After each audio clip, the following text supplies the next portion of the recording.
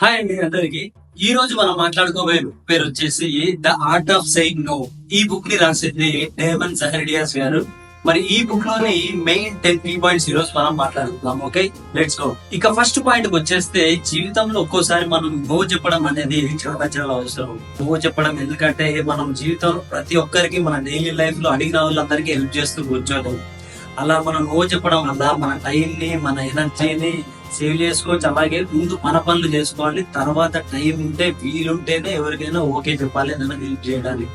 ఇక second point వచ్చేస్తే, ఎప్పుడైనా ఎవరైనా మనల్ని హెల్ప్ అడిగినప్పుడు మనం వెంటనే నో చెప్పేసి తర్వాత కొద్దిసేపు తర్వాత మనం బాధపడతాం, మరి ఓకే చెప్పి వాళ్ళకి హెల్ప్ చేయాల్సిందే అని చెప్పేసి.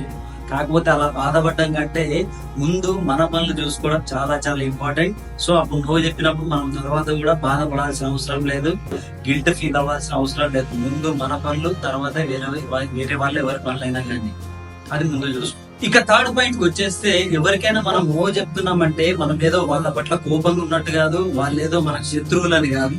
మన పనిని మనం ముందు చూసుకొని తర్వాత వాళ్ళకి హెల్ప్ చేద్దాం అనుకున్నామని మాత్రమే. కానీ మనం ఏదో రూడ్ గా ఉండి, మనసు లేని వాళ్ళని ఇంకా కఠినులుగా ఉండి వాళ్ళకి నో చెప్పేస్తున్నామని మాత్రం అర్థం కాదు. ఇది అర్థం చేసుకోవాలి. మనం నో చెప్తున్నామంటే మన పని ముందు మనం ప్రియారిటీ ఇస్తున్నాం కాబట్టి మాత్రమే వాళ్ళకి నో చెప్తున్నాం.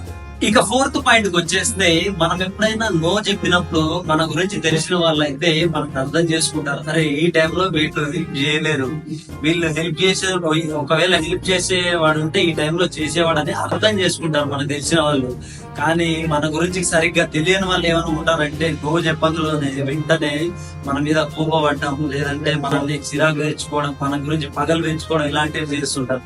సో అలాంటి వాళ్ళ గురించి మనం నో చెప్పి ఒక్క సెకండ్ కూడా వేస్ట్ చేయొద్దు. నో చెప్పి పక్కకి వెళ్ళిపోతా ఉండాలి. మనల్ని అర్థం చేసుకునే వాళ్ళైతే అర్థం చేసుకుంటారు, ఎందుకంటే నో చెప్పినప్పుడు వీడి ఈ టైంలో చేయలేట్లేదు, తర్వాత ఎప్పుడైనా చేస్తాడు కదా అని ఒప్పుకుంటారు. కాబట్టి మనం నో చెప్పేసేయాలి. ఒకవేళ మనల్ని అర్థం చేసుకునే వాళ్ళ గురించి అసలు ఆలోచించదు. ఇక ఫిఫ్త్ పాయింట్ వచ్చేస్తే, మనం నో చెప్తున్నప్పుడు వాళ్ళకి ఎందుకు నో చెప్తున్నామని వాళ్ళకి చెప్పాలి, సరిగ్గా అర్థమయ్యేటట్టుగా చెప్పాలి. కానీ అంతేగాని కోపంతో నో అని చెప్పేసి మనం వెళ్ళిపోవడం అట్లా ఉండకూడదు. ఆ నో చెప్పేటప్పుడు కొంచెం వివరించి వాళ్ళకి పొలైట్ గా, మర్యాదగా కొంచెం ఎందుకు చేయలేకపోతున్నాం ఆ హెల్ప్ అని చెప్తే సరిపోతుంది. ఇక సిక్స్త్ పాయింట్ వచ్చేస్తే, మనం ఎప్పుడైనా హెల్ప్ చేయలేని పరిస్థితుల్లో ఉంటే, హెల్ప్ చేయలేకపోతే వాళ్ళకి ఇంకెవరైనా హెల్ప్ చేసే వాళ్ళు ఉంటే వాళ్ళని సజెస్ట్ చేయాలి. లేదంటే ఇంకేదైనా మార్గం, వాళ్ళకి హెల్ప్ అయ్యే మార్గం ఏదైనా ఉంటే వాళ్ళకి చెప్పడం చాలా చాలా మంచిది. ఇక సెవెంత్ పాయింట్ వచ్చేస్తే, మనం నో చెప్పడానికి వాళ్ళకి ఏదో పెద్ద పెద్ద కారణాలు చెప్పాల్సిన అవసరం లేదు, మనం జస్టిఫై చేసుకోవాల్సిన అవసరం లేదు. వాళ్ళకి చిన్నగా ఒక 2 లైన్లలో షార్ట్ గా ఏదైనా ఆన్సర్ చెప్తే సరిపోతుంది. కానీ పెద్దగా మనం వాళ్ళ ముందు ఏమేమవుతుంది అని చెప్పి పెద్దగా జస్టిఫై చేసుకోవాల్సిన అవసరం అయితే అసలు లేదు. ఇక 8th పాయింట్ వచ్చేస్తే, నో చెప్పడం అనేది మనకు స్టార్టింగ్ లో, ఒకవేళ నాలాగా ఇంట్రోవర్ట్ అయితే స్టార్టింగ్ లో మనకు చాలా బాధగా ఉంటుంది, కొంచెం స్ట్రెస్ఫుల్ గా ఉంటుంది. కానీ మనం ఫుల్గా చిన్న చిన్న విషయాల్లో నో చెప్పడం నేర్చుకోవాలి. చిన్న చిన్న విషయాల్లో నో చెప్పడం నేర్చుకుంటూనే మనం ఇంకేదైనా ఏదైనా విషయం జరిగినప్పుడు కూడా నో చెప్పడం నేర్చుకుంటాం. అలాగే మన కాన్ఫిడెన్స్ కూడా బిల్డ్ చేసుకోవచ్చు.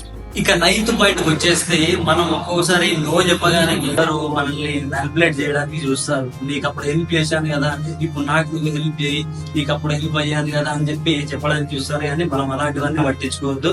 మనం ఏం చేయాలంటే, ఈ చెవితో విని ఈ చెవితో వదిలేసి మనం ఒకసారి నో చెప్పాము అని ఆలోచించి, కాబట్టి ఆ మాట మీదే నిల్చొని ఉండాలి. ఆ మ్యానిపులేట్ చేసే వాళ్ళకి అస్సలు ఉండదు. ఇక లాస్ట్ అండ్ 10th పాయింట్ వచ్చేస్తే, నో చెప్పడం వల్ల మన లైఫ్ ఇంప్రూవ్ అవుతుంది, మన రిలేషన్షిప్స్ అన్ని బాగుపడతాయి. అన్నిటికంటే ఇంపార్టెంట్ గా అనవసరమైన వాటి గురించి మనం స్ట్రెస్ తీసుకోవడం తగ్గిస్తాం.